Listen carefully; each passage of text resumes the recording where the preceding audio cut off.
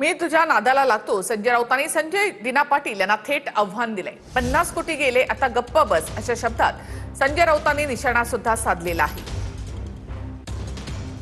ती तिकीट मागितली नव्हती, तो मनसेला ती सीट जाऊ नये म्हणून मग खांद्यावर माझ्या बंदूक ठेवली का राजूलला लढवा. राजूलताईंना लढायची काही शोक नव्हता. राजूलताई पूर्ण माझा मतदारसंघ बघत होते आणि त्यांनी मनसेला जाऊ नये, नाही तर मनसे तिकडे त्या अनिशाताई होत्या आमच्या, मनसेला जाऊ नये म्हणून तिकडे जबरदस्ती माझ्या राजूलताईच्या नावावरती आणि माझ्या एका खासदारांच्या मुलीला पाहिजे म्हणून ते आमच्यावर टाकली. मी लागतो ना आदाला. चल त्या बंधू काय आहेत ना, आम्हाला दाखव नको संजय पाटील. आता नाव घेऊन बोलतोय मी. चल हे धंदे करायचे नाही. गद्दारी केली आहे ना, 50 कोटी गिळले आहे ना, मग नीट गप्प बसायचं. परत ही भाषा करायची नाही बंदुकीची.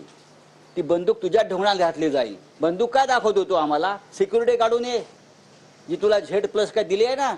चल आता बघतो मी. कायदा हातात घेण्याचा अधिकार कोणाला नाही.